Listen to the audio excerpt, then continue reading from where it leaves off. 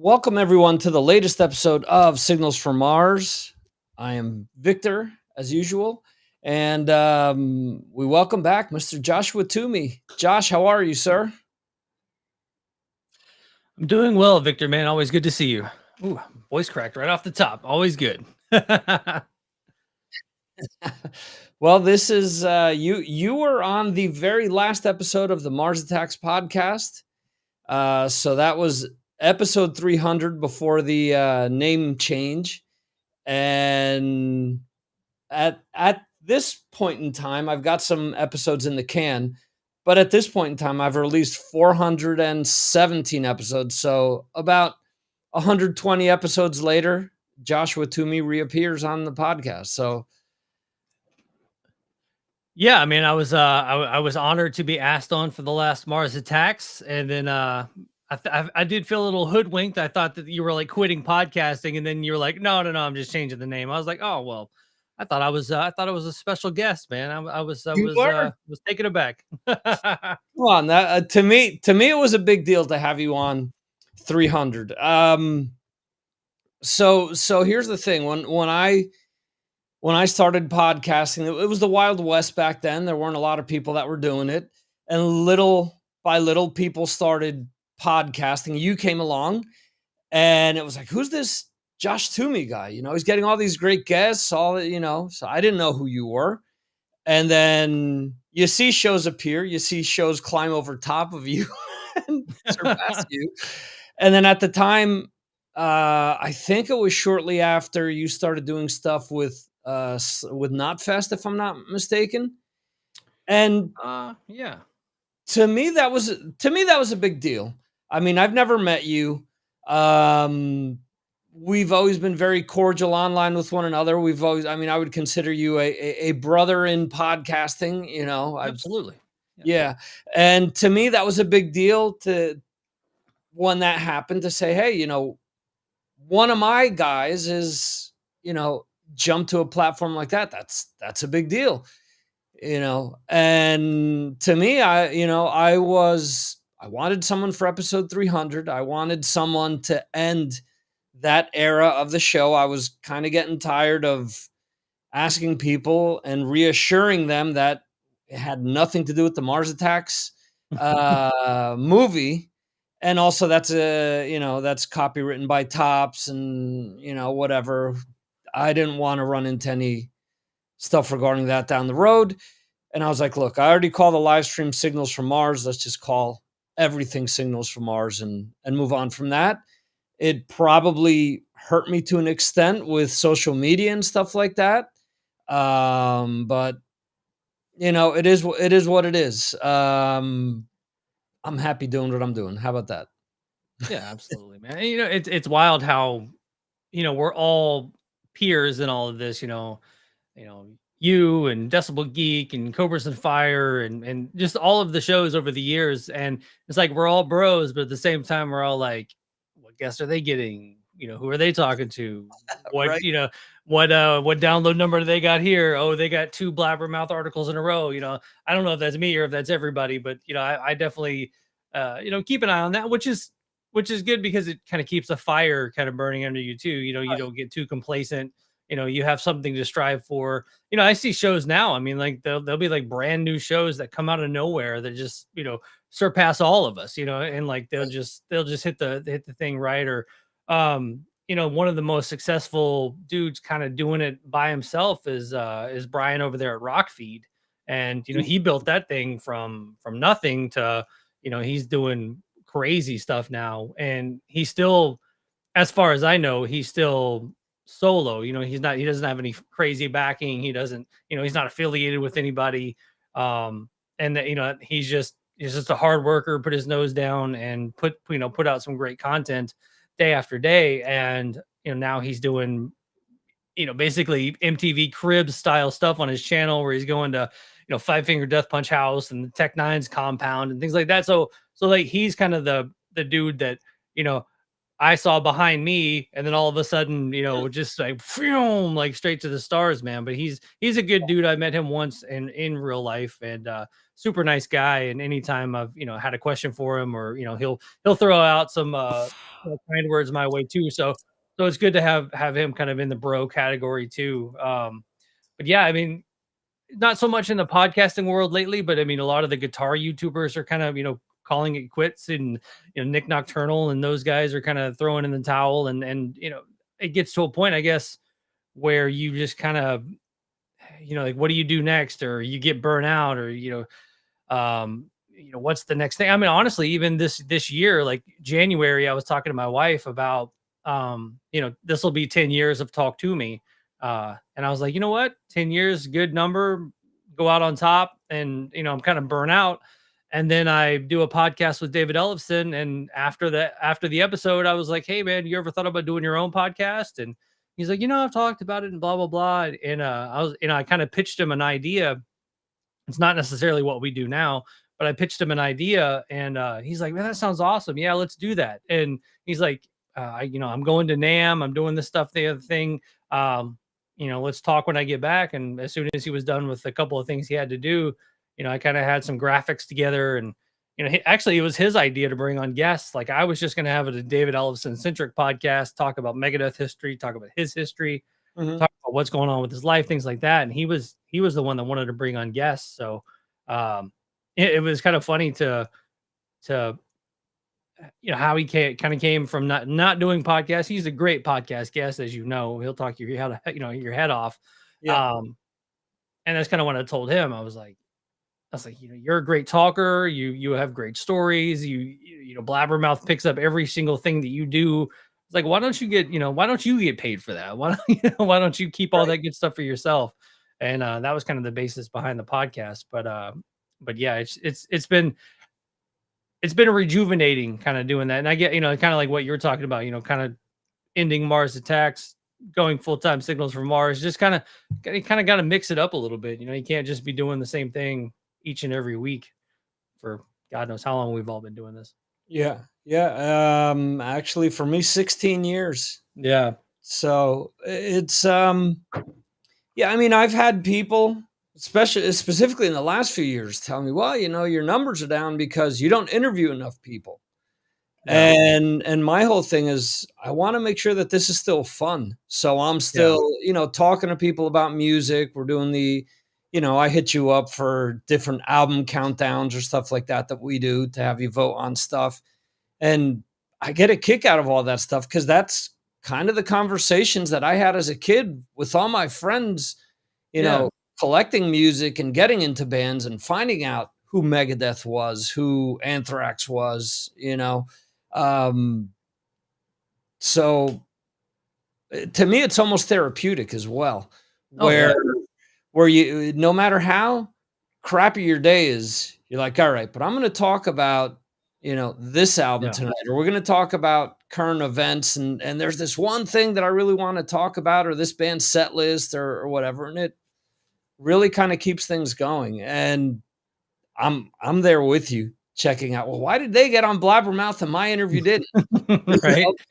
So, or like you think you have some gold that's just going to break the metal news cycle, and then but they might pick up something else from the podcast. You're like, why would he pick up that part of the podcast? Like, why are they not focused on the part that I thought was the crazy part? So yeah, it's definitely a crapshoot if they're going to pick up something from your show, what they pick up, how crazy it'll go. It was funny. I did I've been using like Opus clips, kind of getting the clips together and things like that. I think you use something like that too. Yeah. But about a year ago, you run the podcast through it, and it spits out 20 clips, and I didn't realize that the guest had said something that was kind of controversial, not crazy controversial, but it was was it Phil from All That Remains had said that Korn, like, was it like Korn created deathcore or something weird like that? But like the Opus clips popped it out. I was like, oh shit, I didn't realize he said it like that. And so like I took that clip, transcribed it real quick and sent that out, and it like, went everywhere. But it's funny how sometimes you don't even hear the people say the major clip that comes out, you know, because either A, you don't hear it, or B, you're getting ready for the next question, or, like things like that. Yeah. And even in the edit, because I always go through, I do like one quick run through, just to make sure there's nothing crazy going on. And sometimes you even miss it there. And then, yeah, so sometimes even so AI will spit it back to you. You're like, no, dummy, there was your gold right there. Yeah. But yeah, it's been crazy. It is interesting to see what gets picked up. Yeah. Like you said, I mean, I've had several interviews with John Bush over the years. He's been on the show more than anyone else, I think. Him and Eric Yeah. Kluger probably. And where it's like that, I've got gold. He's said he's gonna be playing old Anthrax songs. He's gonna be getting a band together, doing this, doing that. Nothing, crickets. And it's like Right. this, to me, that's huge news, but Yeah. apparently not huge enough. But then there's another time where I interviewed him. I think it was the first time I interviewed him. And there was something that I had transcribed, and I was like, this is it. Boom. This is going to be everywhere. And then what they used was completely different. Right. I'll always remembered it was the headline they used was, "It made no sense for me to join Metallica. It made all the sense in the world for me to join Anthrax." Hmm. And I was like, "Okay, I get it, why they did it, but I would have gone with this other thing. I guess I'm just not, you know, um, not smart enough in the marketing side of things to pull that type of stuff out." But Well, there's always kind of the running joke of all those metal sites, what it takes to run one of those. And it's like there's Metallica, there's Slipknot, there's Tool. Like, you write a story about any of those three bands, you're gonna pay the bills. And everything else is just kind of, chump change when it comes to that. So like I noticed for a long time, if I could get like X member, or this member of a band to say this about Metallica, you're going to get a headline. And then I think there's Mike Z out there. Mike Z Rocks, the radio station out there. He's in like the Inland Empire, but mm, his final question on every radio interview is like, what's your favorite Metallica album and why? And so you'll see that a lot. It'll be like, Gene Hoglan says that Injustice for All is my favorite, Metallica album. And it's like he's almost like guaranteed a Blabbermouth headline with every interview he does. that's smart. That's Yeah. that's and that's funny because I follow various podcasting trend podcasts, Yeah. and that's not the type of thing that they talk about. They talk about getting funding for shows, and how to, a, a lot of the stuff that they talk about I don't think applies to what we do, because I think Yeah. our fans that we go after so niche that pop stuff doesn't always apply. And when I mean pop, I don't only mean music, but popular culture, or what's going Mhm. on with what makes someone an influencer, or whatever. It doesn't necessarily translate to what we're doing. Um, I think about a few months ago, there was a discussion on Facebook, I think it was, where they asked why, or they had questioned that Kiss's "I Was Made for Loving You," I think, had surpassed like 1 billion plays on Yeah. Spotify. And there were people calling bullshit on that, saying, "Oh, well, Def Leppard obviously has to have more plays than them because of Pour Some Sugar on Me and this and that." And my response to this was, um, when all of you people my age, 50 and above, are criticizing them for doing Hello Kitty, Scooby Doo, Yeah. being in what movie? The Fall Guy movie was the big one that came out last year, where that song is plastered all over that movie. Yeah. Um, there's a reason why they do that stuff, and there's a reason why they're catering to a different audience because of that. Whereas if you look at Def Leppard's audience, and no knock on them, but just kind of facts, people, how what percentage of people in their late 40s and up that are music fans Mhm. are on Spotify, are on Apple Music, as opposed to still using CDs, some Right. even using cassettes still. So it's more of a marketing thing where certain bands are smart enough, Metallica with Stranger Things, for example, getting Yeah. Master of Puppets in there to the point where kids are finding out about bands through this stuff, and that's why these bands have millions of streams now as opposed to other bands that have largely ignored it. Yeah. I mean, I was talking to you a minute ago about going to see Ace last night, and my wife went, and I told her, I was like, Ace Frehley is one of the reasons I play music. Probably one of the main reasons I wanted to be a rock star, or try to be a rock star, was I just thought Ace was the coolest thing ever when I was 9, and I had a couple of older cousins that had Kiss records, and they showed, and this is in, late 80s. So, they were already out of makeup, but I got into makeup Kiss as a 9, 10 year old, because I thought they were the coolest thing I'd ever seen. I thought Kiss Meets the Phantom of the Park was a great movie, like all that stuff. And, because they're larger than life superheroes that also played music. And so, like you're saying, kids now, getting into them with Scooby Doo and Hello Kitty and all that nonsense. I mean, there's that 9, 10 year old kid that's saw them with a Hello Kitty thing, or Right. saw them on a cartoon or something. And, yeah, so it's generational to kind of keep moving along. I mean, I even, the farewell tour, I took he was the 4 years old at the time. I took my 4 year old to see it. And as we were, leaving the venue, I was like, what was your favorite part of the show? And he goes, when and he was good with names already, but he was like, we know, when Gene licked his bass, he pulled it up and he licked up the thing, and he thought it was the coolest thing he'd ever seen. So it's like, that stuff translates, unfortunately, Pour Some Sugar on Me is not, my kids aren't going to be like, that song's pretty good. They're only going to get into it because of the song and not necessarily how cool Joe Elliott is or something.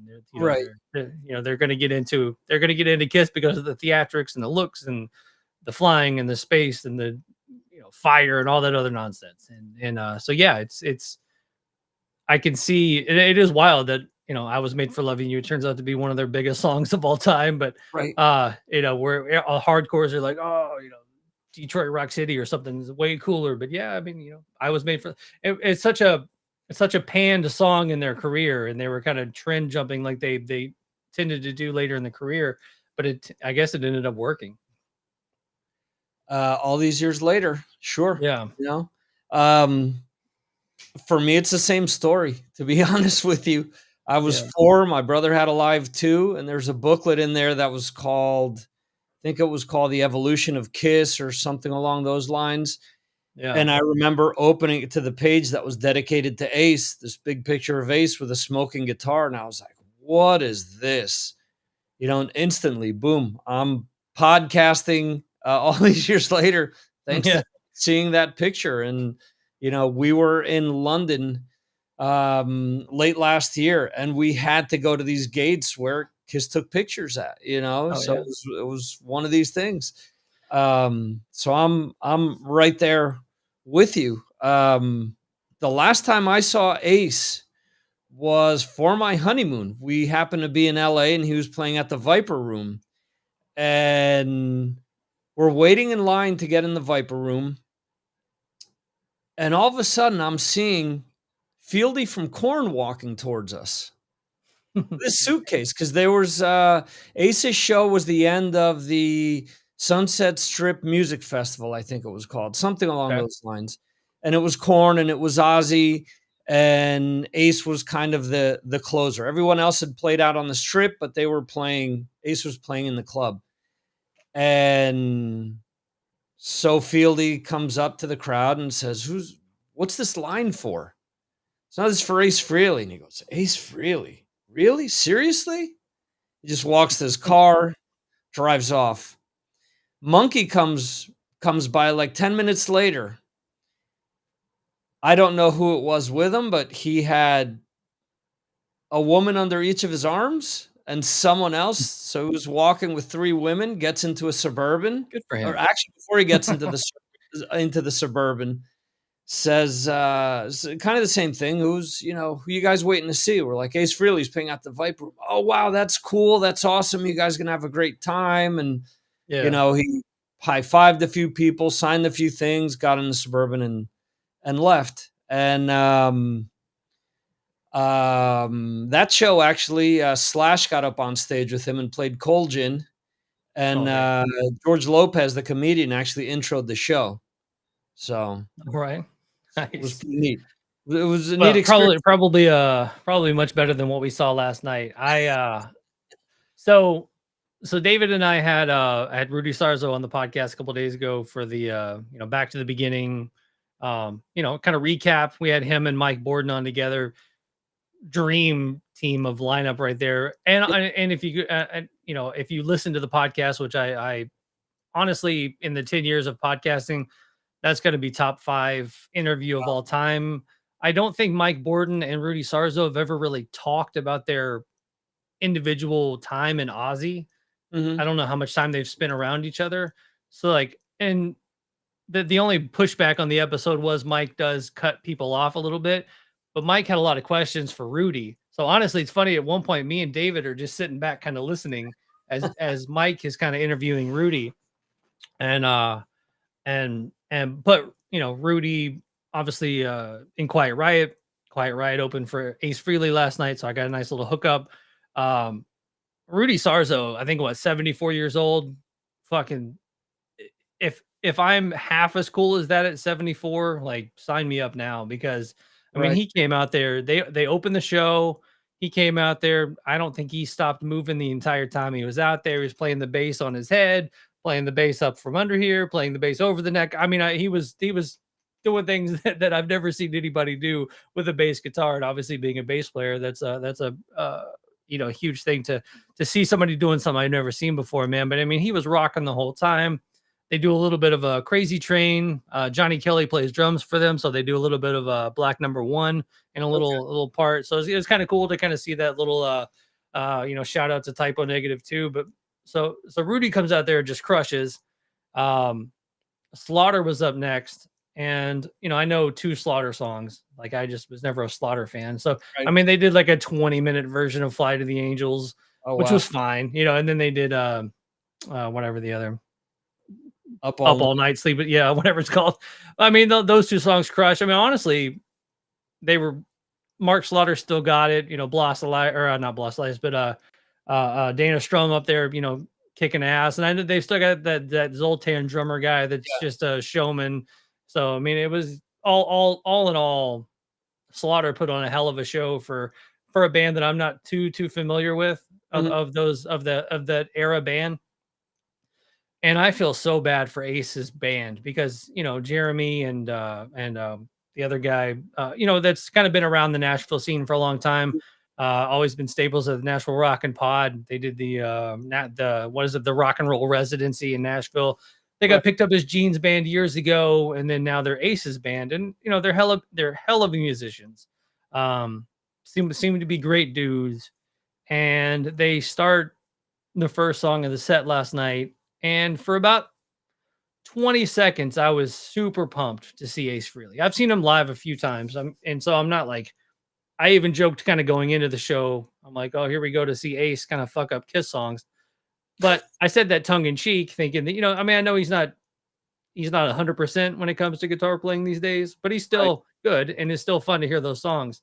But man, he comes out, he like stumbles to the mic.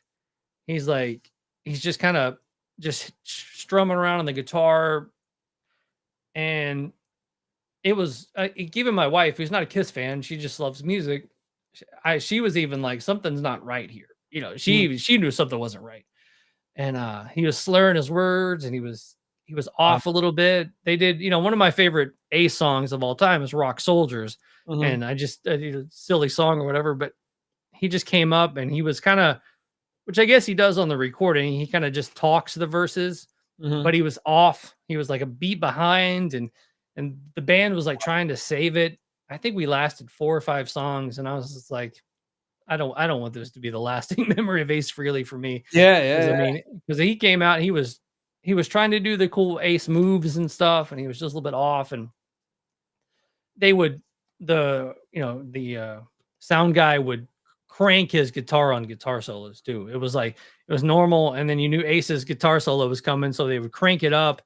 And honestly, it sounded like someone picking up a guitar that doesn't know how to play guitar and like act like their guitar solo, like they're soloing, where they just like, they doing that nonsense. I was blown away about how bad he's gotten. I'm like, and I'm typically not like somebody needs to get him off the road. Mhm. Somebody needs to set him down. But yeah, I think really someone should stop Ace and be like, you got to stop this. Like, get yourself some help, have the redemption tour, sober up. Because I mean, his head was down. He had sunglasses on. It was 10:30 at night. I Right. mean, the wig's looking rough. I mean, it was just sad to see, and you hate to see your heroes go out like that, Yeah. especially after you see Rudy Sarzo up there crushing. Mark Slaughter, and all those guys up there just killing it, and then Ace comes out, just shits the bed. But the thing is, we all the way back to what we were talking about earlier with Kiss and their fans and the merchandising and everything else. Merch line was as long as you could see. Once it died down, we walked over there to kind of see what was going on. All the shirts were $50 each, $50 t-shirts. Wow. Everybody walking around with 2 or 3 of them on their shoulder. A $500 VIP meet and greet, which I don't know what that gets you. And it's a small outdoor amphitheater, probably holds a few thousand. Mhm. I don't know how many people were there. Probably a little bit under 1,000, maybe 500 to 700. I don't know. But everybody had a shirt. Everybody had something. Like, it wasn't. So I mean, what's Ace's? What do you call it? What's Ace's? Reason to get off tour? It's like, if people are going to spend that kind of money, Yeah, yeah, yeah. and I bet, in all honesty, I bet if you look online at the groups and stuff today, 95% of the Kiss fans be like, oh man, he crushed last night. Right. Ace was so good, man. Keep rocking, bro. All that stuff. So he doesn't really have any need to get off the road and to get himself clean. But there was a row of like dudes in front of us, and they were all wearing their Ace solo shirts and Frehley's Comet shirts, and like you could tell, like, they were bummed. Like, everybody was just bummed around me, like, Right. except for like the drunk guy behind me. He was like, woo, but like, for the most part, everybody was just bummed last night. So I can't wait to see. I know Mike, from Voltage Junkie was there last night. And he took some video and stuff. So hopefully we'll start seeing that stuff roll out on Instagram and stuff. Because I mean, in all honesty, I would love to see some footage and be wrong. Be like, oh well, maybe I was just in the bad spot of the venue or something. Maybe I was just wrong. Maybe Ace crushed last night and I was just in a weird vantage point. But yeah, we stayed for 4 or 5 songs, and my wife had to work this morning, so I was just like, yeah, let's just get out of here. You got to get some sleep. This is silly. Yeah, that sucks though. I mean, the last time, actually, it wasn't the last time. The first time I saw Kiss live actually was on the 2000 what was that, farewell, the farewell to Peter and Ace tour. Right. Yeah. Yeah. Basically. And I'm glad I got to see them with, and I'm going to catch heat for this, but I'm glad I got to see them with Tommy and with Eric years later, because growing up and, being a huge fan of Peter's playing and of the band, you get to see one of your heroes live. And when you see they just can't do it anymore, you're like, yeah, what you said, I don't want this to be my last memory of this band. Right. Yeah, so. It was, the first time I saw Kiss was 97 on the reunion tour in Nashville. Actually, Chris Sinzak in attendance too. We didn't know each other at the time. We actually were both at I think it's like 95, 30 years ago. We were at the Bad Boys of Kiss tour. Okay. At a small club. It was, where Peter opened for Ace. Yeah. And I was, pigging shit back then, seeing that. I had tears in my eyes when I saw the reunion tour. I never thought I would see that. Like I said, growing up in the late 80s, being a big fan of the makeup era, just thinking that was a time of, time gone by we would never see again. So being able to go to a venue and see, Kiss up there, full makeup, amps everywhere. I think it was still pretty fresh in the reunion, so I'm pretty sure they were still playing well. Um, but yeah, so I saw them then, and then I saw them, I guess I guess the only other time I saw them was the uh the farewell tour or whatever a couple of years ago. Right. I've seen Ace a couple of times solo because like I said, Ace was always my favorite member. Mhm. Um, probably Ace followed by Gene probably. Right. I like Ace's voice. I think he has a cool singing voice. He was cracking some jokes last night. He was trying to crack some jokes, but he was still slurred his speech a little bit. He's like, "Oh, they put me up in the presidential suite." And we're here in Louisville, Kentucky. Churchill Downs and the horses and all that nonsense. He's like, Right. he goes, every photo in this place is a horse. He kept saying a horse, with the strong, Horse. Brooklyn accent. Horses everywhere. I want to see a horse. But yeah, I Yeah. mean, it's just when I saw him in like 2016, I thought he was pretty good.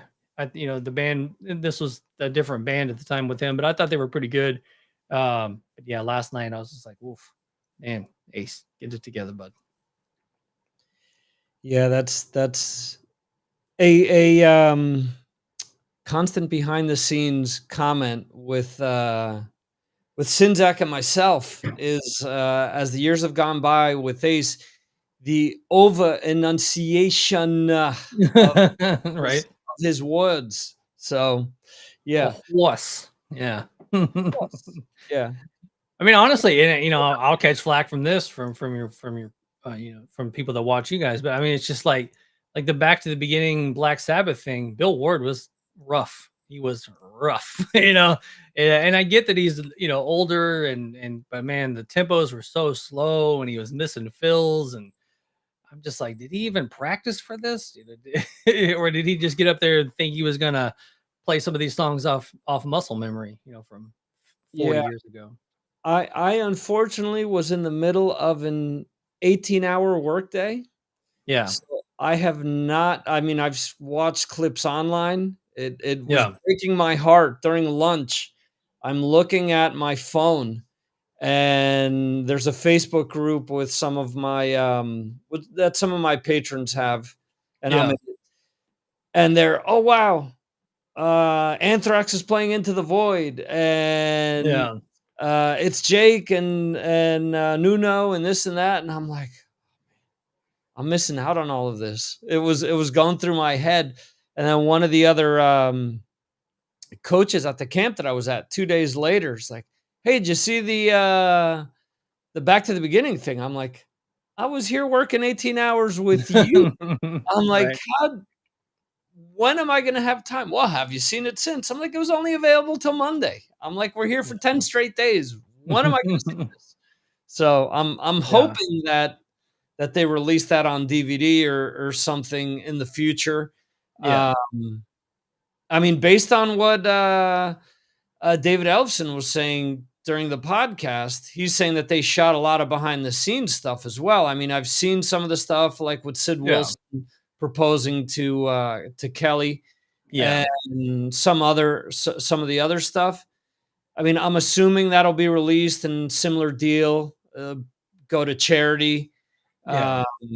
But who knows? None of the Taylor Hawkins stuff was released, and I was thinking that that would have come out on DVD at some point, but doesn't look like that's ever going to happen. I think the bad part of it, I think, was Black Sabbath playing after Ozzy solo, Okay. because Ozzy solo, Zach's up there crushing, Mike Inez is crushing, drummer is blowing the doors off everybody.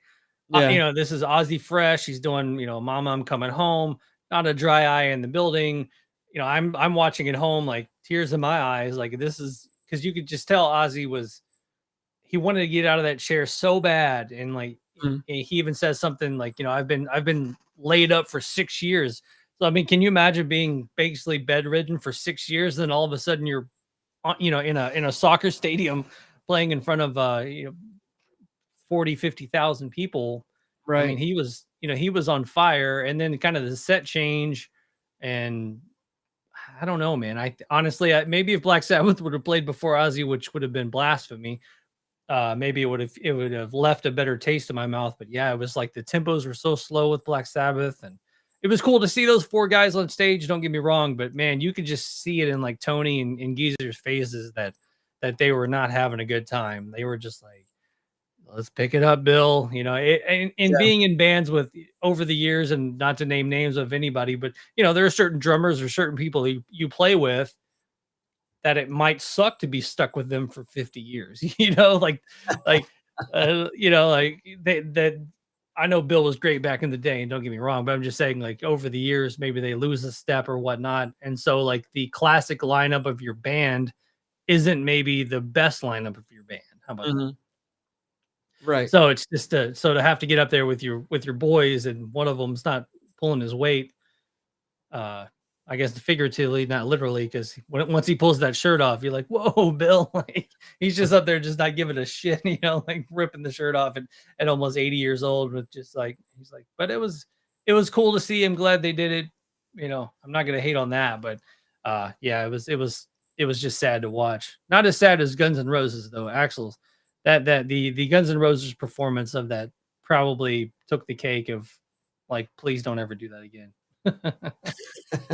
Well, I think you got to give them credit for some of the songs that they pulled out. No, I give you that, but it's still, his voice is just shot, like beyond shot.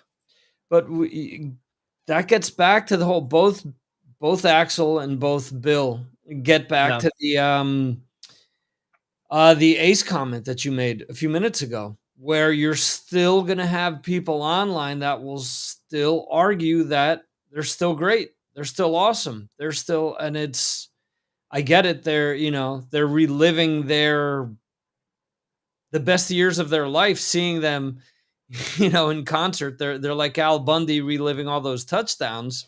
Right. But at the same time, man, it is rough, and Guns N' Roses is still selling a lot of tickets. Yeah. There was a social media clip that I posted.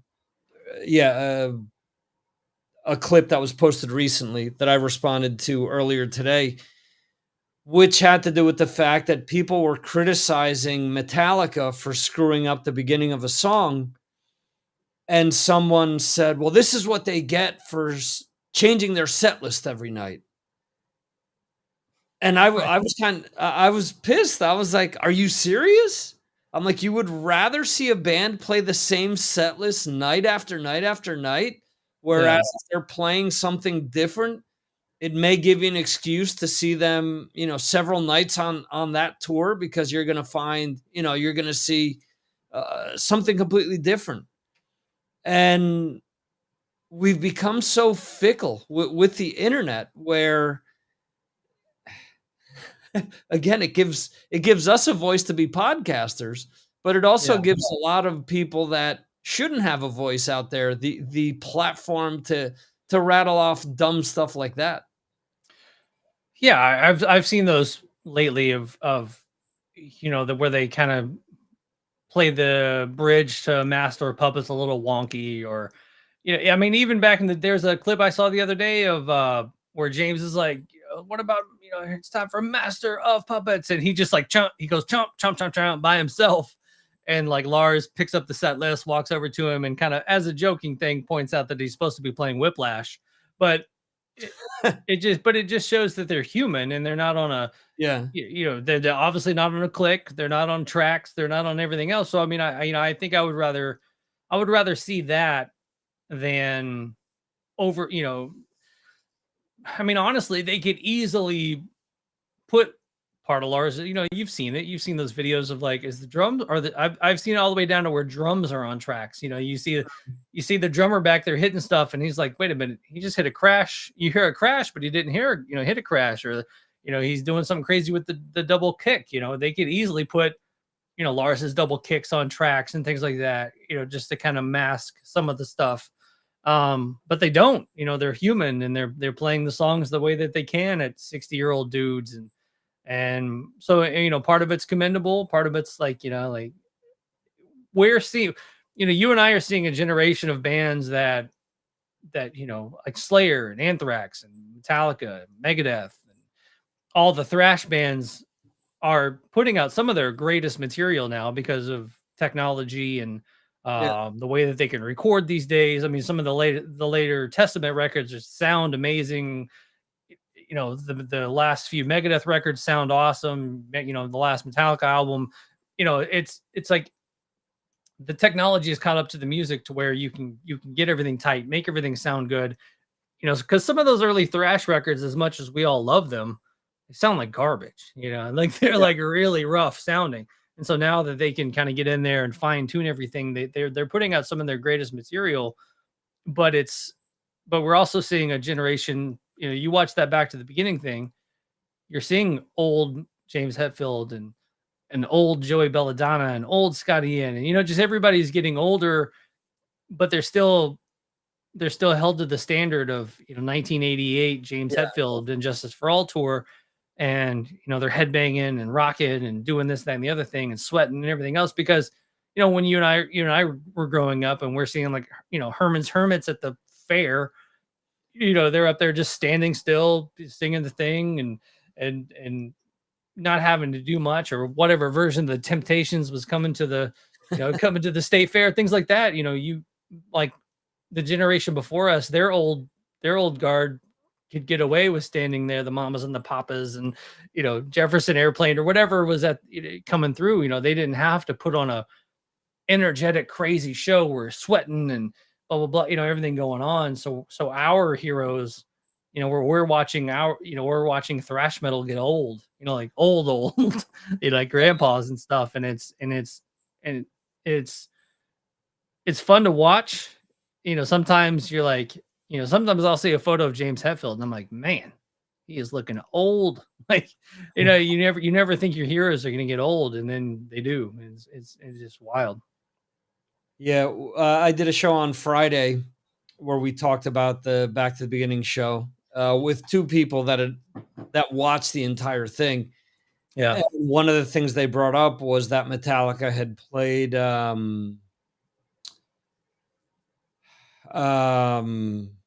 damn it, Guns N' Roses played Junior Size. It's the song after that. Johnny Blade. Johnny Blade, yeah. And I love the original. So I was like, I got to search this out. These guys are telling me that this was great.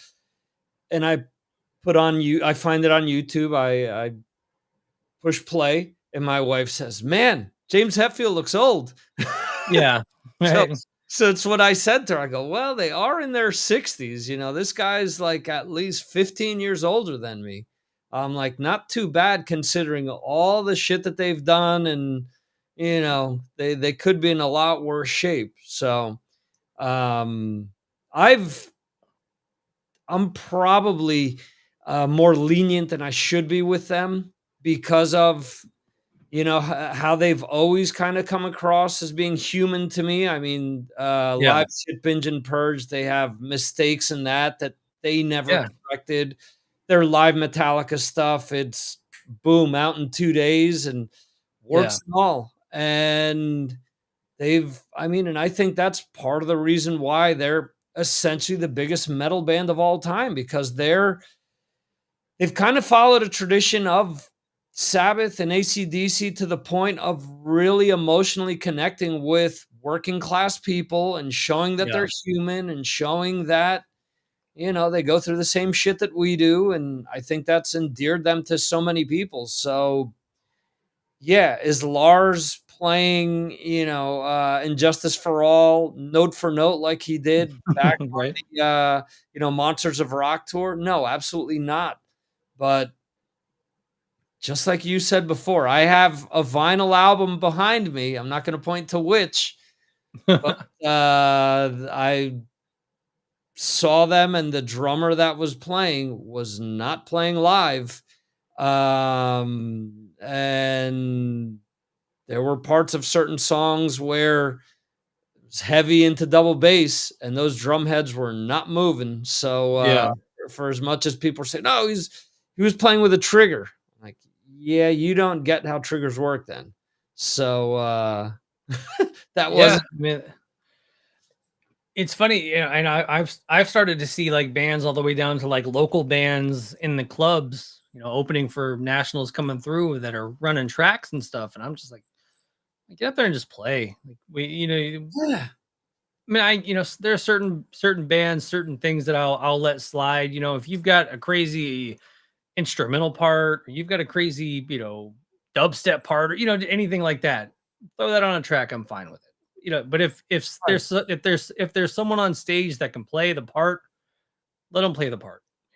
I mean, it's been 10 years ago. I was one of the first times I ever saw a touring band come through, and they did a quick line check, as they were getting ready. I was like, all right, left stage guitar, jump, right stage guitar, jump, drums, bass, and someone hit a space bar and the bass track played. And I was like, oh, we're already at that point, like so Yeah, yeah, so it's just like if you can do it live. But if like I said, if it's a crazy orchestral part, yeah, throw it on a track. That's never bothered me. I saw Fear Factory in 1998, and they had a dude over there was like on Edge Crusher where there's all the scratching and stuff. yeah, Homeboy just hit a key on the keyboard, and it played the sample. I'm fine with that stuff. But yeah, yeah, yeah, yeah, yeah, if it just play as much as you can, as as live as you can. How about that? yeah. No, I agree with you. Um, Circling things back to Talk to Me and the show Okay. that you're doing with Ellefson. Um, there have been several iterations of podcasts that you've done and different things that you've done over the years, whether it was Knotfest, whether it was the show that you had done with Ian as well, Right. and you've tried other things over the years. Um, how important have all of those evolutions been to you to help you progress as a podcaster? Um, I mean, I think it just kind of shows you like what works, what doesn't work. Um, every day is a learning lesson. Um, I mean, the show with Ian was fun. I love Ian to death. I always consider him a bro. I did some stuff with Chris Aiken. Um, you know, and it's funny when I listen to the classic metal show, and you hear Nate Neely every once in a while kind of throw jabs that, oh, well, nobody else can find a co-host, so they have to get Chris Aiken. And I always want to be like, you know what? When I asked Chris to come on the podcast, that was right after his scare with COVID. That was right after I thought honestly thought we were going to lose him. I was literally, he was in the hospital. He's got bad lungs from the burn accident. He's, Yeah. he's like a 400-pound dude. Like he was everything that you thought was going to kill him. Mhm. He got COVID. He has bad lungs. He's overweight. He's out. He's unhealthy. Like everything that was at the time going to kill him should have killed him, and it didn't. And I remember, uh, and I'm not too ashamed to say this, but I remember the day that he posted that he was released from the hospital. He's going to be okay. And I was in my car, and I pulled over and just cried. Like I literally like it's crazy. Like even with you, Victor, I've never met Chris in person, but like Mhm. Chris is one of those dudes where I can call him and we would talk for an hour. We always had a great rapport.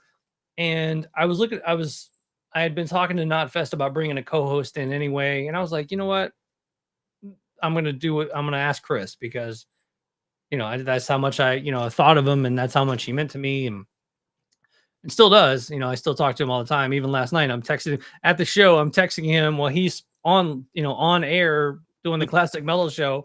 We're bullshitting back and forth about Slaughter and all this other nonsense on stage. But so yeah, so having him come on the show, Mike years ago, John Drake popped on for a little bit.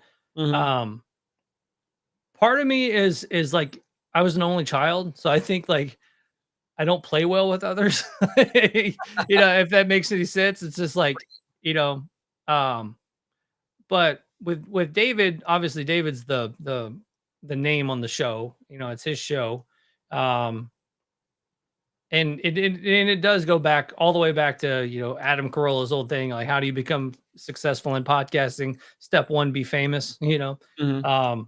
because I mean, obviously right out the gate, Ellefson's podcast numbers are doing well, and the announcement of the show went pretty big, and everybody's like, who the hell is this other guy?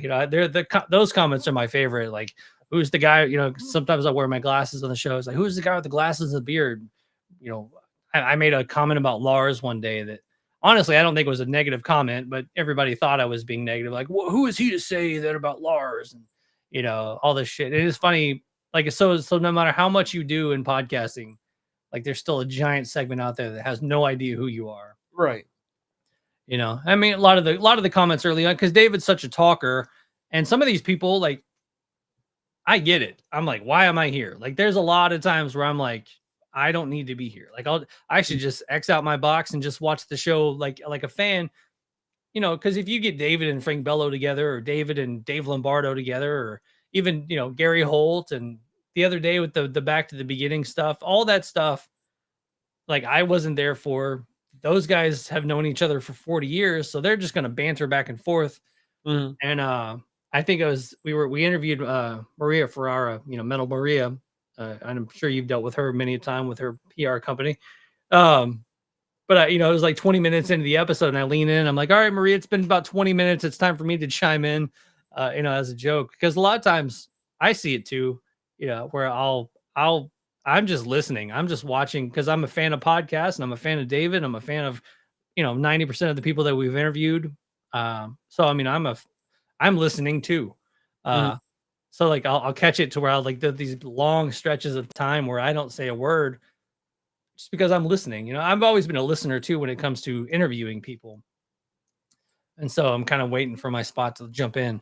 But yeah, it's been fun. But yeah, it just learning, growing, seeing how everything works. I've been more impressed with how into podcasting David's become. Mhm. Like, he's like, we should do this, we should do that, we should get this guest, we should do that. Do you have this time? He's been in basically in Germany all year or all summer. So it's like, he's been working around like my days off from work, and like, coordinating, because they're like 6 hours ahead of me and all that Yeah. nonsense. So like you are. And then so it's like it's just been fun to kind of see his evolution and getting into comfortable interviewing people. He said even early on, because I mean, some of the early on episodes, he does talk a lot, Mhm. um, and maybe he doesn't let the guest talk as much. So he's trying to curtail that. And he goes, that dude's been being interviewed since he was 18 years old. He joined Right. Megadeth, and they started Megadeth when he was 18. He's been famous his whole life. So now he's trying to like turn it around and become the interviewer instead of the interviewee. So yeah, it's been a fun evolution to watch that too, and watch him do everything. But just just over the years, like we were joking earlier about the technology and Skype and all this other stuff. Like, so learning how to do stuff with Chris Aiken through through restreams and StreamYard and all the different evolutions in technology, things like that. Kind of everything kind of builds up to what you're doing today, Mhm. and it kind of works out to where oh, I had to learn how to do this one thing in editing, so now I know how to do it all the time. And Mhm. you just kind of have I don't necessarily sit there and watch Adobe Premiere Pro tutorials to learn how to do everything, but when I have to figure something out, that's when you go to YouTube and try to Yeah. figure it all out. And that helps you kind of in your day-to-day podcasting life. So I don't know, man. It's just an evolution of learning how to work with people, and how to deal with different personalities, and how to schedules and things like that. That was the biggest thing, honestly. The biggest thing with everybody was just schedule conflicts. And that was the one thing about Chris Aiken, him working from home. He was kind of free to do it whenever. Mhm. Some of the other ones, it was like, oh, I can't do it this day because I have this. And even like when I did New Pod with Ro Coley, Ro lives in Los Angeles. He's in with every band ever, And I'd be like, hey, Ro, can we record on Tuesday? He'd be like, oh, I'm going to see Lacuna Coil that day. All right, what about Wednesday? Oh, man, Cold Chambers reuniting, blah, blah, blah. I got to go. All right, what about Thursday? Oh, man, Thursday, I've got to go. You know, it was just, he was going to like 2 or 3 shows a night every other day. So it was, you know, that was the biggest, you know, hurdle with doing a show with him. Because he runs a business that he needs to be out and talking to people and you know, talking to band members and things like that to get more business. So I get it. So yeah, it was tough. It was like, all right, I've got to. He is always like, all right, I can do it from like 4 to 5, but I might have to do it from my car, you know, shit like that. But yeah, it's just been fun, man. I think everything's been fun. You know, I don't think you know, none of these shows have ended with a blow up fight. You know, like, I hate you. You know, you know, shit like that. It's always like, so it seems to be cordial. Well, at least I hope so, you know, with everybody. Yeah. Well, that's cool. With Ellefson, has there been kind of a fly on the wall moment where you're hearing people banter back and forth with him and something has come up that's really kind of caught you off guard and been eye-opening? I mean, there's been a few things. I don't necessarily know how eye-opening things are, but it just, some of it goes to show you how we're all in, you know, he always says that we're all in the same band. We're all, you know, no matter how, you know, no matter if you were in Megadeth or you were in the local band down the street, it's all band dynamics. It's all, you know, nothing ever changes. It's like this guy hates that. This guy snores funny. This guy ate my cereal one day, so I'm still mad at him for that. It was kind of cool. Kind of puts it into perspective in the Dave Lombardo episode where he talks about going over to Kerry King's house and Kerry's making the spiked bracelet, you know, the big spiked armband or whatever. And you know, he's like his dad's sitting there reading a book, his mom's, you know, cooking something in the kitchen, and Carrie's in the living room floor, you know, adding spikes to a leather thing. You know, you hear those kind of stories, or with Dave, he's like, you know, with Dave Lombardo, he said, you know, he went to some of those early Slayer rehearsals, and David brought up, like, they had Scorpions posters on their walls, and you see Dave Lombardo's face kind of light up, like, oh yeah, that was our first practice. You know, they go back to being just teenagers and kids, Yeah, before the fame and that stuff. So those are the fun moments, you know, where you get to hear those kind of firsthand stories of young, you know, Lombardo or young Metallica or young Megadeth, things like that. You know, those are the things that intrigue me, because I got into Kiss at 9-10 years old. You know, Metallica when I was 10, 11 years old. And, you know, Metallica opens up the world to Megadeth, Slayer, Anthrax, all that stuff. And so, you know, that was like the peak fandom of some of those bands. Cause, you know, once you get into, you know, when I started playing music and playing out, and the other bands that were around at the time, you know, I'm not, you know, I never got to the heights of some of these bands, but they were technically my peers. You know, they were the bands out at the same time.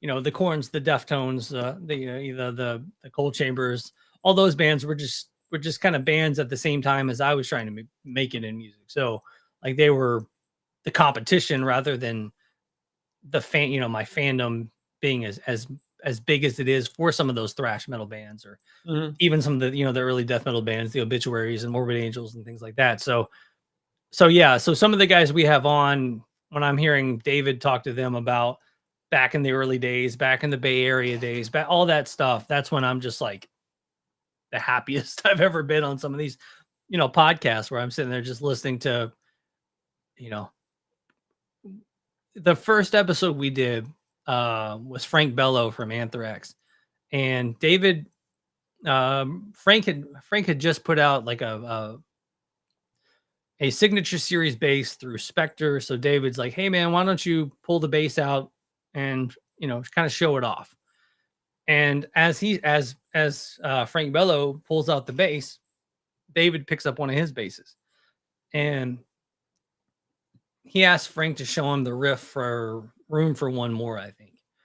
And so, you know, Frank's playing it, and then David starts to play it, And I was like, well, shit. And I grabbed my bass and I'm like, I start playing it. And then I'm looking at it, I'm like, Frank Bello is currently teaching David Ellefson how to play an Anthrax song. And I'm also learning at the same time, like, what world am I living in right now? How did any of this happen? You know? Or like even the other day with the four squares on the screen, it's David, it's Mike from, Mike Borden from Faith No More, Ozzy, Rudy Sarzo, and then me. I'm like, why? What life is this? What is life at this point? Yeah, I get it. I get it. I've haven't been to those heights, but at times where, I've gotten to share things with other people Yeah, or man. interview people, it's like, how'd I get here? Why? Right. It's one of those things where really, my 17-year-old self would be calling Oh bullshit yeah. on me talking to this person right now.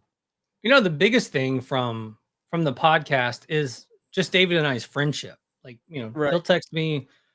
We're the live stream from the Back to the Beginning was on a 2-hour delay. Mhm.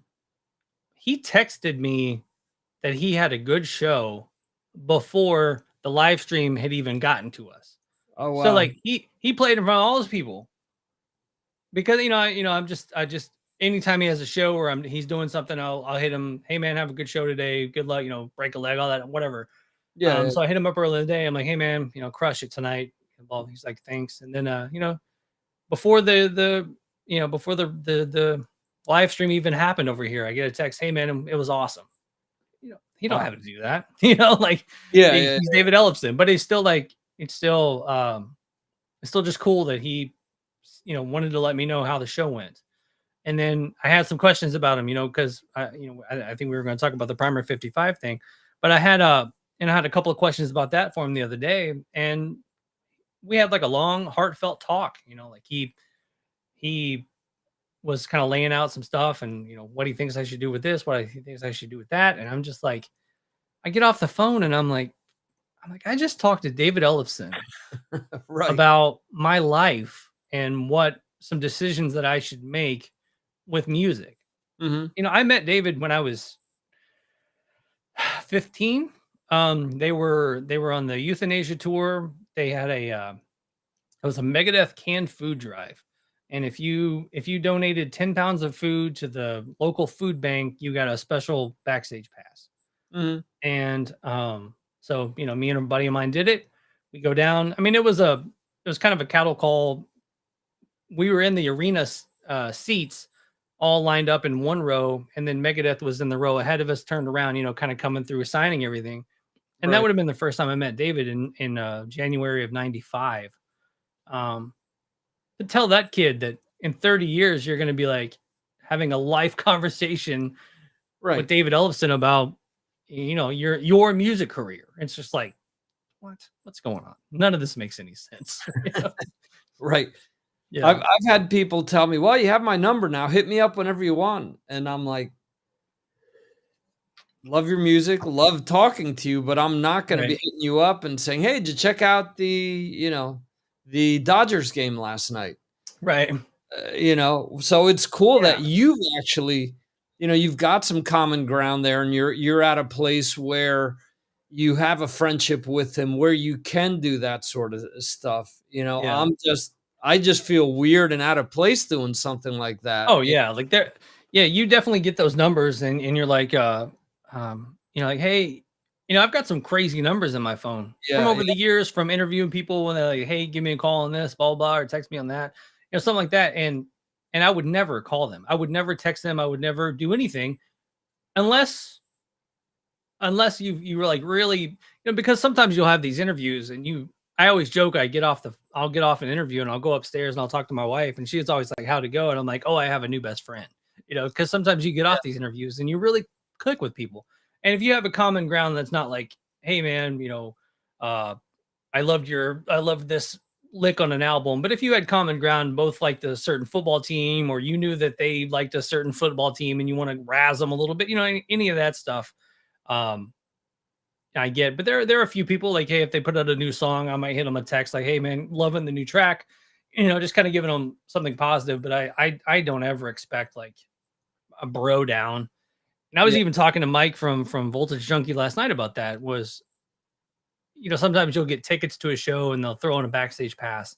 And I'm like, I don't even want to go back and bother anybody. Like, 15-year-old me would have been back in the middle of everything, rummaging through the catering, talking to everybody and whatnot. But the older I get, the more like in the way I feel. And like even the other day, my wife and I went to see Incubus, and we had like an after show pass. But it was one of those deals where you had to get like a certain person to walk you back.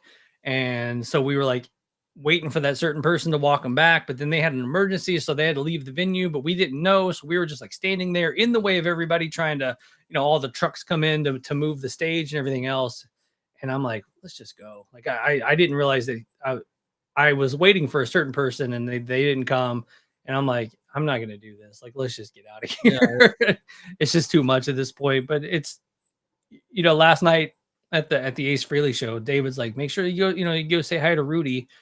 And I'm like, I don't want to bother Rudy Sarzo, but I'd have been back there just being a fanboy, seeing Johnny Kelly from Typo and be like, man, I saw you back in 1994 with Pantera, you'd being that guy, but it's just, the older I get, the less inclined I am to go bother people, especially backstage.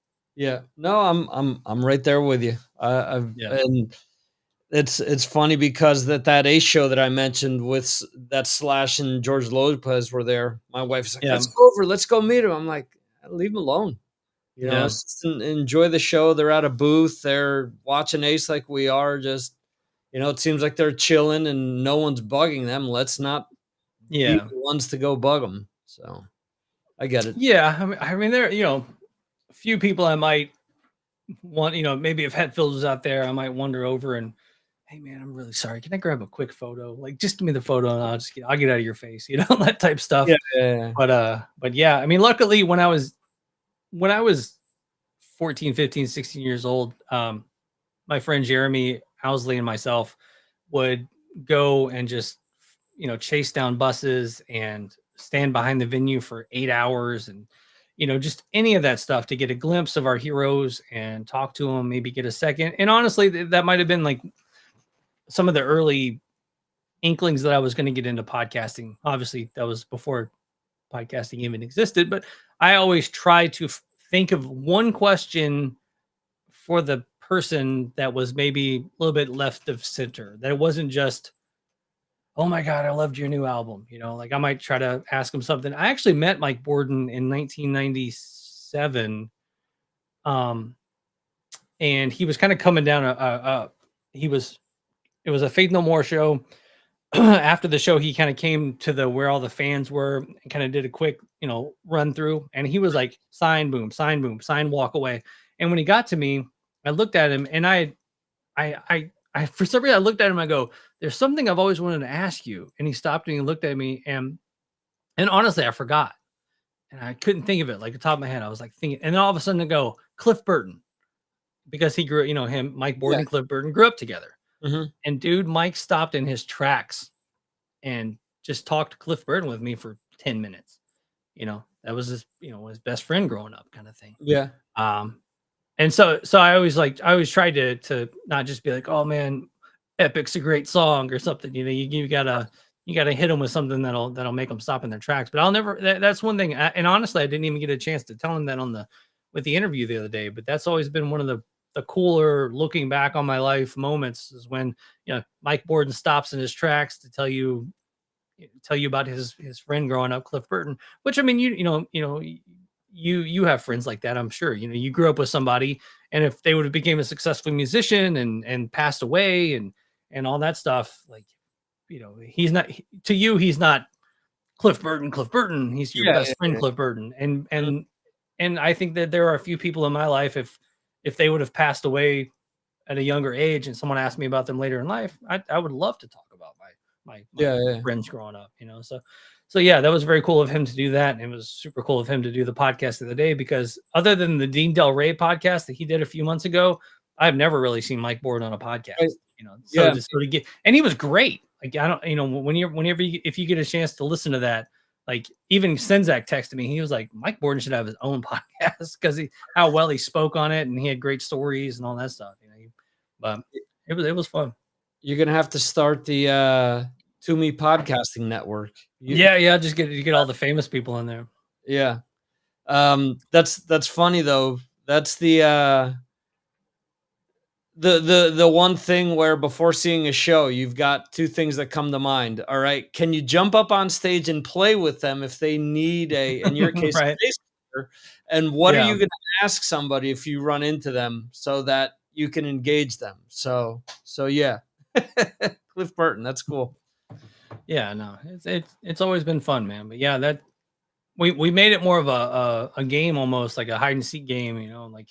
And luckily, he was a guy that had, he had like one of those long, like 110 cameras or whatever they were back in the day with the weird film in it and stuff like that. And he carried a camera with us everywhere we went. And so, like, luckily, I have photos of me and Dimebag when I was 15, and me and Bobby Blitz, and like I have a bunch of photos of me. And honestly, I think that's the only photos I have of that era, because I was living with my dad. He was a single dad making no money. We weren't going to take photos all the time. We didn't have a camera running around or a video camera or anything like that. So like any photo of basically of me around the ages of like 14 to 17 are me and rock stars, because my buddy Jeremy happened to have a camera, luckily. So, wow. You mentioned Primer a second ago. So how did this whole reunion come about? Honestly, it's been building for a long time. We had talked about maybe doing the 20th anniversary of Introduction Mayhem back in 2020, but then obviously something happened back then that stopped everybody in their tracks from doing anything.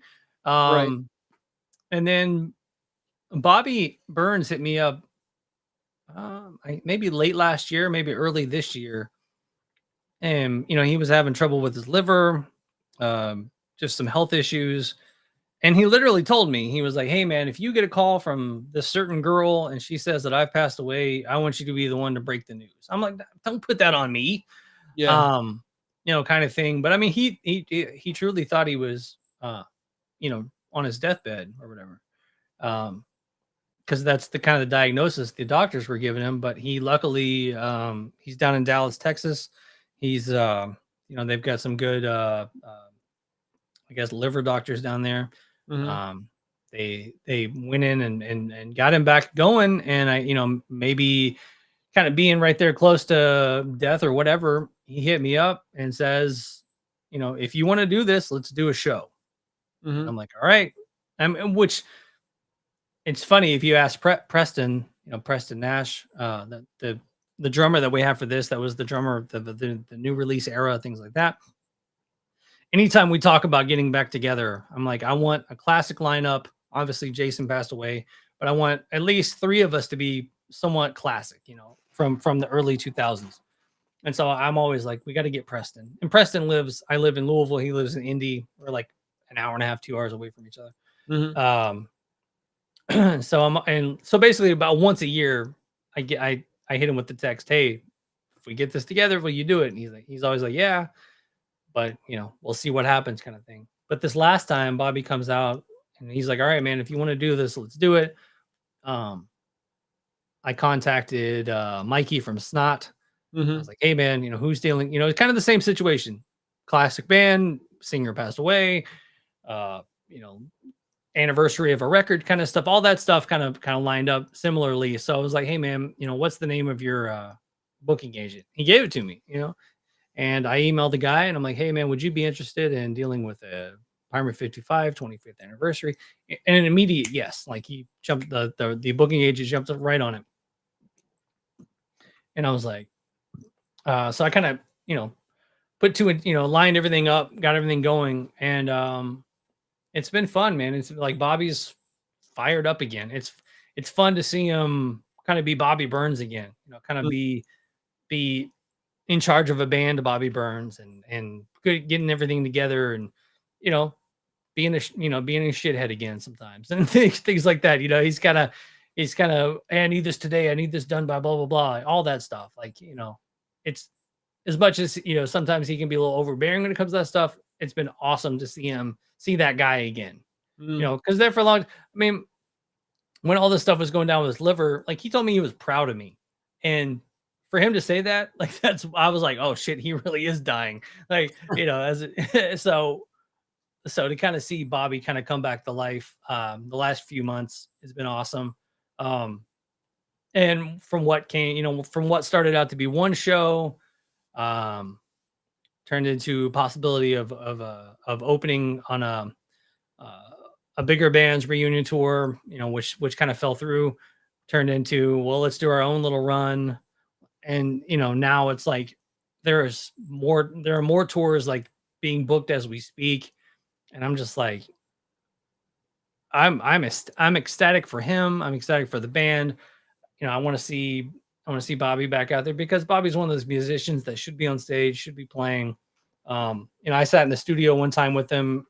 We did a side band after Primer, and as we were recording some stuff, and he's like, I think I'm gonna throw a solo right here, and just immediately whipped out an awesome solo. I'm like, all right, guitar solo guy. It's just it's he's just one of those dudes that just should be playing music, should be out there. That's what he does. That's where he needs to be, and to kind of see it all kind of coming back together. I love it. I love to see it come back together. Honestly, I mean, I wish Jason was here with us, and to kind of see I think he would have been over the moon with all of the kind of that new metal resurgence. All the bands of that era kind of coming back around again, doing the nostalgia stuff. And I think he'd have been really into it. And I would love to have kind of gotten, Bobby and Jason back together and touring as Primer and all that stuff. I mean, there's early episodes of Talk Toomey where I'm like, I don't care if I'm involved. I just want to see those two guys work together again. Right. And then obviously with Jason passing in 2018, which is crazy. It's already been that long. It is funny though, being I'm a giant Pantera fan, and no Dime, no Pantera, and all that nonsense. And then the initial Primer 55 tour announced, blah blah blah, and we're totally getting the no Jason, no Primer type stuff. And I'm like, well, it's kind of hard. I would love for Jason to be here doing this stuff, but we can't. So we've got we've got Donnie coming in on vocals for this, who did some stuff with Bobby back a few years ago. It was actually funny. I helped to get Donnie in the band in 2008, and then I think, and don't quote me on this, I think we did one show together. I think it was Donnie's first show and my last show were the same show, and then they went on to do some touring together and stuff like that. But yeah, actually I opened an old email the other day, an old email account, and I think I had the emails from Bobby's like, hey, check out this dude Donnie, and then I'm talking to Donnie, this is so I got him in the band and then I left. So but yeah, I'm excited to do this run. It starts in October. Nice little quick run. It's 7 shows in 8 days, so my old bones are going to be creaking and muscles are going to be sore and all that stuff. And I'm going to, hopefully I don't get up there looking like Ace Frehley and just stumble all over myself. And hopefully we're more Slaughter or Quiet Riot than we are Ace Frehley when we get up there to play. How about that? You're going to be involved in all of the live shows? As of now, yes. Gotta work some stuff around with my actual day job, but right. But once we get all that figured out, but yeah, as of right now, yes. Okay, cool. And it's just shows for now. There's nothing about maybe new music at some point down the road, or has that even been addressed? I don't know how much is going to be talked about or whatnot, but yeah, I mean, there's talk about new music. There's always talk about music, so we'll see what happens with that. I mean, from where at this point where Bobby's at with the band, it seems to be back to being a full functioning band at this moment. So I think that anything to do with a normal band is back on the table. Music, tours, photo shoots and t-shirts and anything you can think of that goes along with a band is on the table right now, because and which is awesome. You know, I'm glad because well, the other thing too is doing the podcast over the years, the amount of guests that I had on, you know, post interview, pre interview that just wanted to throw out a quick, hey man, grew up a big Primer fan, or I listened to Primer when I was in middle school, you know, any of that stuff, you know, or you know, people that listen to the podcast, like, hey man, I love what you're doing on the podcast. Just want to let you know I'm a big Primer 55 fan. Never got to see him live. All that stuff, like how much that built over the years. And I don't think Bobby knew that was going on because he just wasn't, you know, tuned into Blabbermouth each week and all that nonsense or every day. Like it just wasn't something on his radar. So I'm like, no, dude, like there's this underground swelling of, you know, when you open up the Louder Than Life announcement and Dry Kill Logic's on the main stage, like Primer 55 needs to be back together.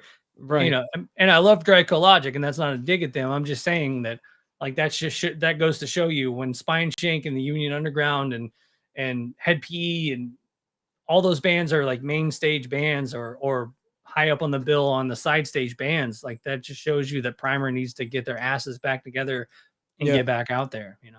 Yeah, absolutely. And I mean, we've seen it in the previous decade or so before the switch over to a lot of the 90s bands. Yeah. We've seen that a lot of bands have made that success. They've successfully ridden that wave for as long as they could. And a lot of these 90s bands are now coming back, and hopefully you guys can do something similar, you know, where you take advantage of, you know, this groundswell of popularity with bands that are doing a lot of stuff. And even newer bands. I listened to the new Turnstile the other day. I'm like, this should have come out in the 90s. I'm like, right. You know, this wasn't what I expected at all. There's a lot of different things. Even Alex Lifeson from Rush has a band called Envy of None. Okay.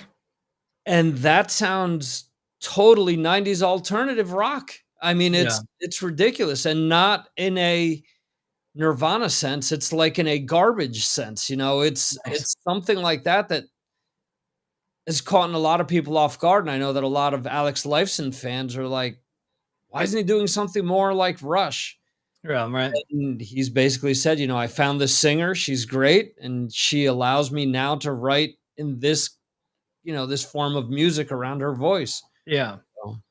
So well, I mean, you know, growing up and we saw it with the 80s bands, you know, there was definitely that moment in time where, you know, the Cinderellas and Slaughters and all those bands that now, you know, get up and play in an M3 and you know, massive crowds, you know, had their moments in the clubs where, you know, might have been half full or a quarter full or nobody there, you know what I'm saying? And like, and my last Primer 55 tour I did it in 2008 or 2007, 2008, somewhere in there. And, you know, we were playing some pretty rough shows.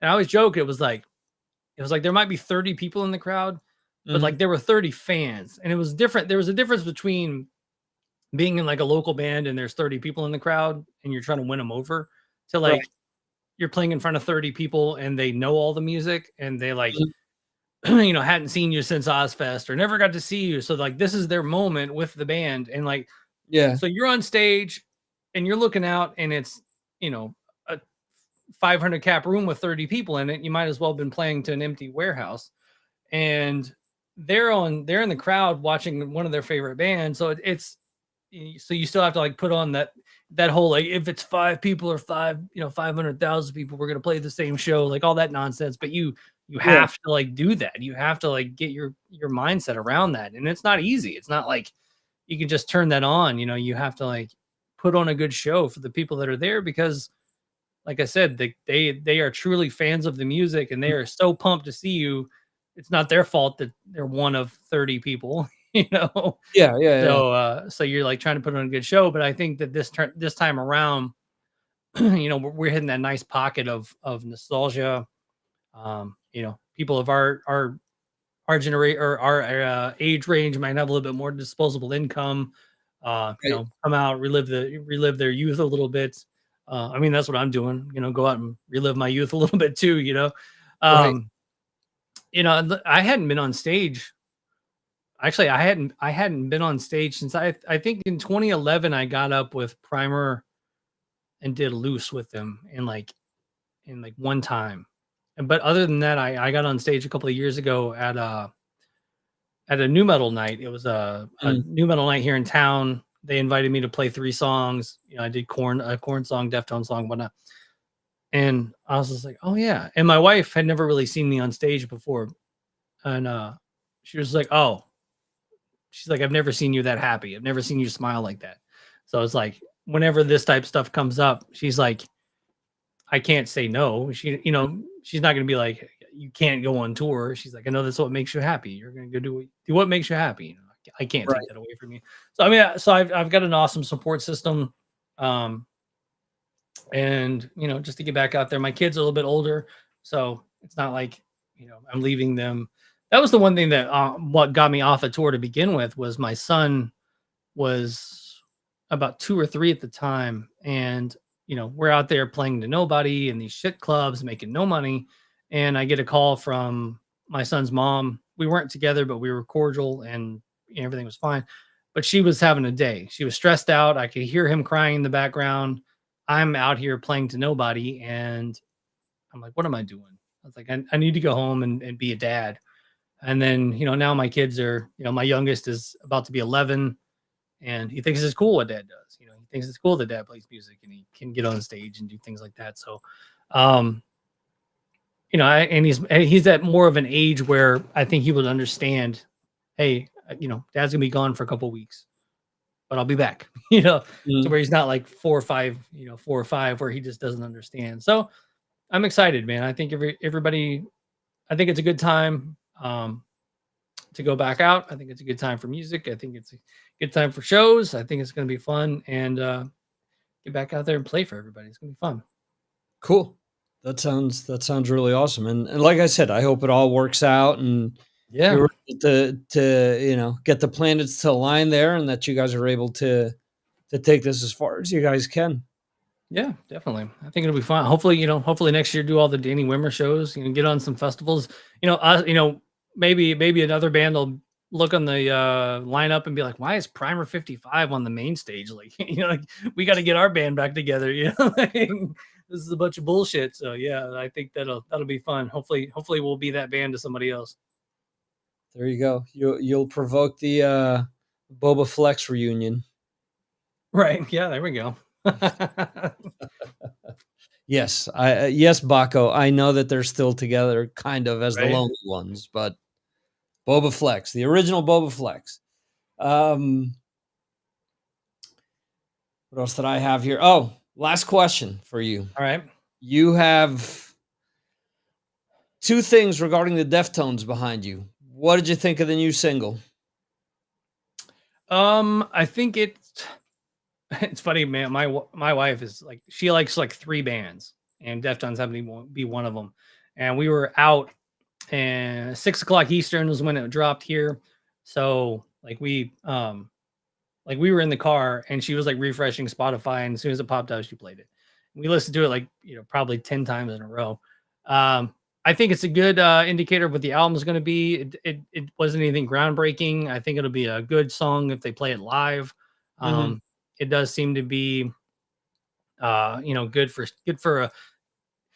an arena. Like I've been saying in the last few shows, man. It's just like we went to see Deftones a few months ago at an arena, packed out.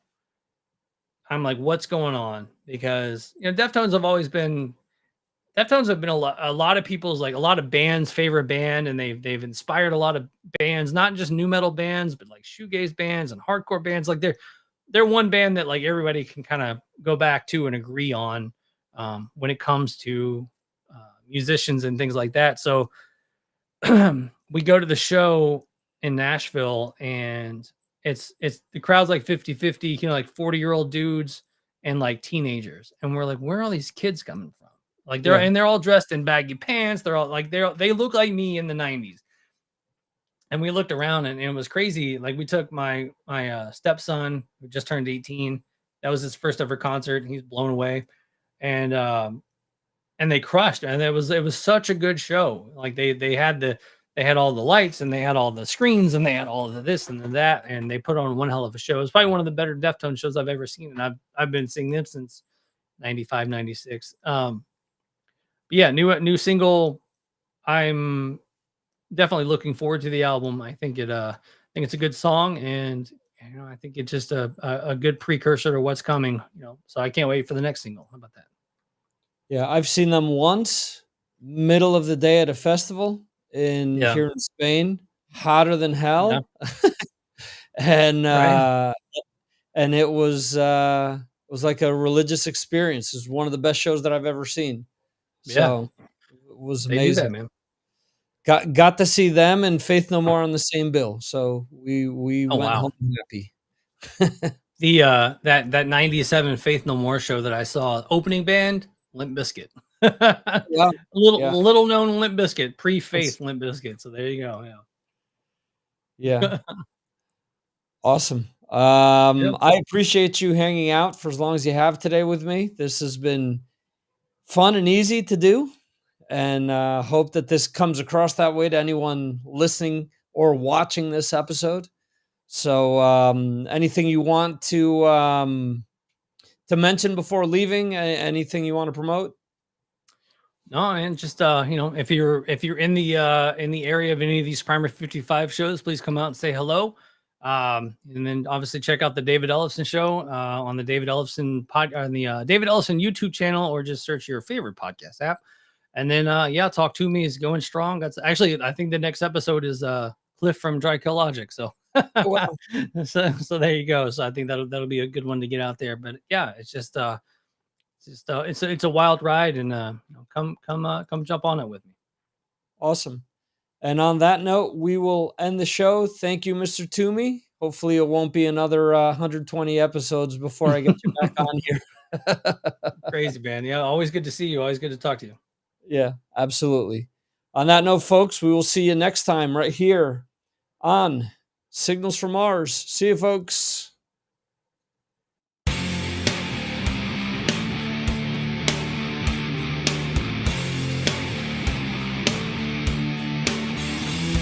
Thank you for watching the Signals from Mars live stream. You can watch the show live on YouTube, Facebook, Twitter, and Twitch, or check out replays on YouTube. Go to signalsfrommars.com for more information. This concludes our show.